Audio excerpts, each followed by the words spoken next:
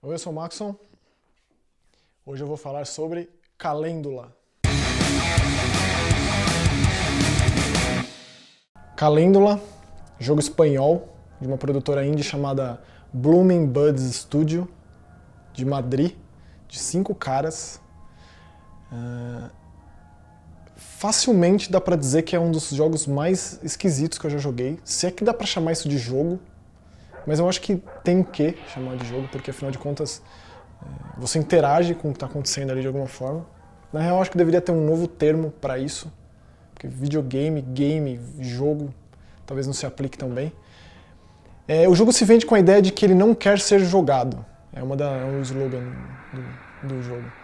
E isso é real. Assim. E eu acho que uma produtora pequena, com o primeiro projeto, é bastante ousado vender um jogo dessa forma. E foi isso que me fez ir atrás do jogo, me interessar por ele. Mas imagino que muitas pessoas possam ficar ressabiadas e nem se interessar mais. Mas de qualquer forma, esse jogo é o mais próximo que um videogame já chegou de um filme do David Lynch. E eu digo o filme do David Lynch dos piores, assim, tipo o Império dos Sonhos, que é uma coisa absolutamente inentendível e ininteligível, assim. E esse jogo faz algumas coisas nesse sentido. Você começa com uma tela de press start, configuração, jogar online e créditos.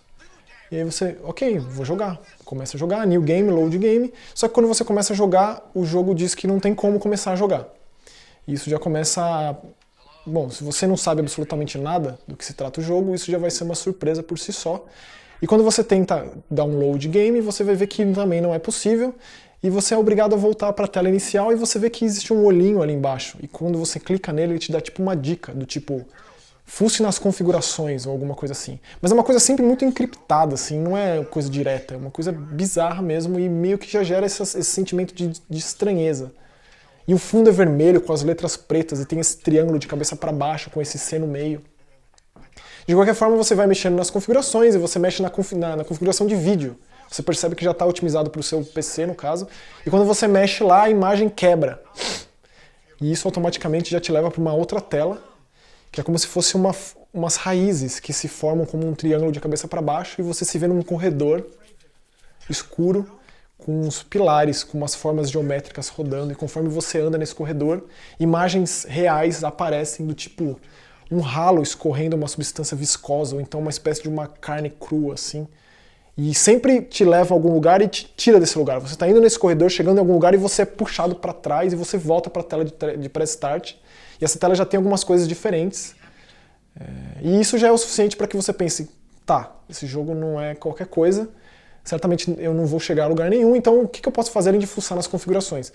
E o jogo mexe justamente com isso, com essa capacidade extrasensorial de tipo, eu sei que você joga videogames e eu sei que você não está acostumado a esse tipo de experiência, então o que a gente pode fazer para te perturbar?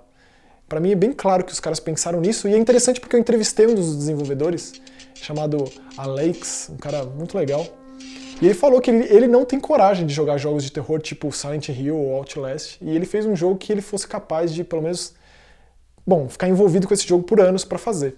E ele é realmente um jogo de terror muito pouco convencional. E a partir daí, você vai descobrindo quebra-cabeças e resolvendo essas coisas estranhas dentro dessa tela de pré-start, desse menu, dessa parte de configurações de vídeo, de áudio, de aspect ratio. E tem mensagens do tipo, veja além das bordas da tela e você tem que mexer no aspect ratio e você sai das bordas da tela e você vê umas coisas bizarras como se estivesse atrás da imagem do jogo. E é aquela coisa de quebra de quarta parede, que pode ser uma coisa meio banal hoje em dia, mas que esse jogo faz de uma forma muito bem e você não está preparado para isso, na real. Então você tem que digitar uns códigos para poder acessar um arquivo no load game de alguém que estava jogando esse jogo com um nome esquisito, e para você chegar nessa senha você precisa ir fuçando nessas configurações. E nunca é óbvio ou evidente o que você precisa fazer. Pode ser que você consiga chegar rapidinho nessa solução, mas sempre vai te levar por caminhos estranhos. E o áudio é muito importante no sentido de que às vezes ele diz, tente mexer no pitch do áudio, aí você mexe nos graves e agudos do áudio, você meio que sintoniza músicas diferentes e alcança tons que você não conseguiria ouvir de outra forma, e você fica com aqueles sussurros no seu ouvido, e esses sussurros te falam esse código que você precisa digitar. Então, assim, é um experimentalismo, são muitas experiências muito válidas dentro desse ecossistema muito prolífero dos jogos de terror recentemente, e de uma forma muito simples, assim, em termos de de jogo em si, ele é uma ideia muito bem executada, uma bela ideia muito bem executada.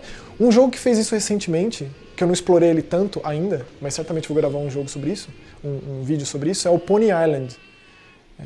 Ele assumidamente é mais esse lance de um jogo quebrado, de um jogo hackeado, que tenta enlouquecer o jogador e conversar com o jogador. Mas eu achei que o Calendula ele tem um aspecto mais artístico e mais relacionado a esse lado do David Lynchiano da coisa, que é essa obra altamente interpretativa, que às vezes você está do lado de uma pessoa e vocês veem a mesma coisa e você diz sim e a pessoa diz não. Eu acho esse tipo de coisa muito poderoso. Esse jogo é capaz de fazer isso de uma forma que eu nunca tinha visto, de uma forma interativa de diversão eletrônica, ou seja lá, entretenimento eletrônico. Sei lá que nome eu daria para esse jogo, sei lá como eu categorizaria esse jogo, é muito bizarro e por isso mesmo eu recomendaria ele aqui. Calendula é um jogo espanhol, simples em conceito, mas, cara, quando você imergir ali no negócio, você não vai conseguir parar até terminar, e foi o que aconteceu comigo nessa madrugada aí, que eu fiquei meio desnorteado com essa bizarrice sem fim, assim. Então, de novo, tô aqui para trazer coisas bizarras e que provavelmente você deixaria escapar. Então o Calendula eu acho que tem que estar no seu radar, sem dúvida nenhuma.